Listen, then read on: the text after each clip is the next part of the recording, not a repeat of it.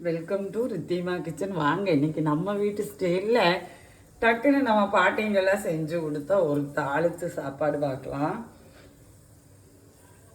நான் வந்து தேங்காய் எண்ணெய் விட்டுட்டேன். இன்னும் நல்லா இவ்வளோ கடுகு போட்டு போகிறேன். இது கொஞ்சம் கடுகு ஜாஸ்தியாகவே போடலாம். நம்ம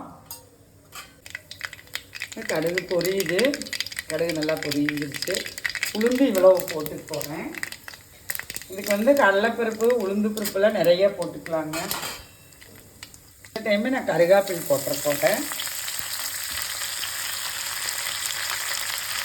பாருங்க, ஒரு இவ்வளோ ஜீரகமும் போட்டு போகிறேன். ஒரே ஒரு பச்சை மிளகா போட்டுடுறேன். எங்கள் வீட்டில் ஒரு 78 வயசான ஒரு செல்ல குழந்தைக்கு அவங்களுக்கு நான் இந்த ரைஸ் செய்கிறேன். இந்த ரைஸ் அவங்களுக்கு ரொம்ப பிடிக்கும். இது அவங்களோட ரெசிபியும் கூட. இது ரொம்ப சூடாதாங்க சாப்பிடணும். நான் உப்பும் போட்டுற போகிறேன்.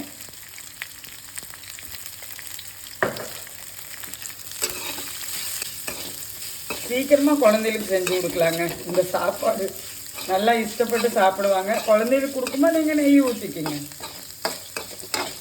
வெங்காயம் எல்லாம் போதுமான அளவு. நான் வந்து இப்போ சாதத்தை போட்டு கிளறிட போகிறேன்.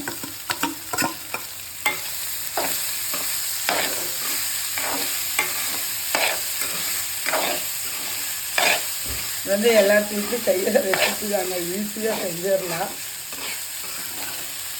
இதுக்கே நிறைய ரசிகர்கள் இருக்கிறாங்க. எனக்கு தெரிஞ்ச இந்த சாப்பாட்டுக்கு நமக்கு சாப்பாடு ரெடி ஆயிடுச்சு. இந்த டைமில் நான் இவ்வளோ மல்லித்தலையும் போட்டு கிண்டி விட்டுற போகிறேன். இதுக்கு சைடிஷாக வேறு எதுவுமே வேண்டாங்க. 2 அப்பளம் மாத்திரம் போதும். சுட்ட அப்பளமாக இருந்தாலும் சரி, நம்ம எண்ணெயில் ரோஸ்ட் பண்ண அப்பளமாக இருந்தாலும் போதும். வாங்க, நம்ம வீட்டில் எங்கள் வீட்டு இளவரசிக்கு ரொம்ப பிடிச்ச ஒரு டிஷ்ஷு எங்கள் மாமியாருக்கு. வாங்க, நம்ம வீட்டில் சாப்பிட்லாம். நன்றி, வணக்கம்.